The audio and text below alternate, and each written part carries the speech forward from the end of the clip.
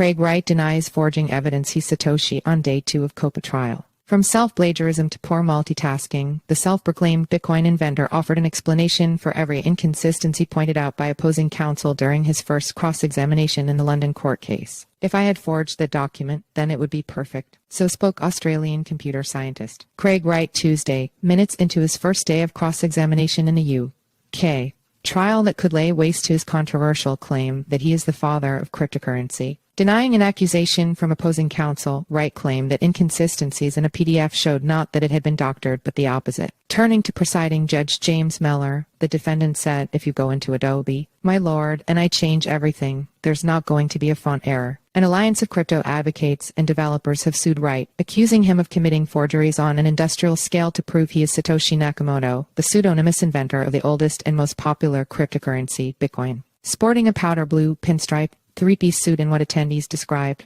as a menacingly hot London courtroom on Tuesday, Wright curtly denied he'd forged item after item of what he'd previously presented as evidence that he is Satoshi, author of Bitcoin's foundational document known as the White Paper. Skill issue. Aside from straight denials in the form of "no, that's actually wrong," or "no, it sure is not," thrown at Bird & Bird LLP's Jonathan Ho, counsel for the Crypto Open Patent Alliance COPA, Wright attributed inconsistencies in his arguments to everything from self-plagiarizing and printing errors to the illnesses or deaths of various witnesses. For one, Ho asked Wright if he would accept that much of a research paper abstract shared on Twitter called Blacknet, which Wright has said is from 2002, directly reflects language and concepts, which are in the Bitcoin White Paper, published in 2008. Wright disputed that characterization, claiming he had reused his own words. "You're again assuming that I have a linear function of how I write," he told Ho, adding he had multiple versions of both the White Paper and his Blacknet abstract. In another instance, when Ho questioned why the computer scientist had obscured the address bar of a web browser while recording separate videos of him purportedly accessing an email account linked to Satoshi, Wright blamed his multitasking skills. "You can't operate a mouse and a phone at the same time," Ho asked. "And hold the thing still,"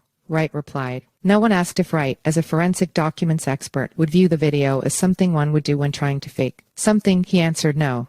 Addressing Judge Mellor directly, Wright added, "My lord, what you would do as someone skilled as I am, is you would go to the developer bar and access and change online live." Hemming and hawing. Ho's cross-examination continued for a full day, probing key pieces of evidence presented by Wright, including credit card payments, emails, documents, and tweets that COPA says prove the computer scientist's claim of being Satoshi is a brazen lie. But when Wright was asked if he would characterize what he and his solicitors had presented so far as the material he primarily relies upon to support his claim of being Satoshi, the defendant hesitated. "It's a simple question, Dr. Wright," Judge Mellor said. On Monday, Mellor had allowed Wright to submit new evidence to the case but warned on Tuesday morning that he likely wouldn't be allowed to produce anything further. Mellor will allow COPA to examine the new evidence and question Wright on the material if necessary. Wright's interrogation will continue till at least February 13, according to a tentative schedule shared by the court. The one hope among all in attendance was that the courtroom would be cooler on Wednesday. "The working atmosphere in this room is extremely oppressive and is not a great advert for the system that we're trying to run here," Lord Grabiner, counsel for Wright, told Mellor.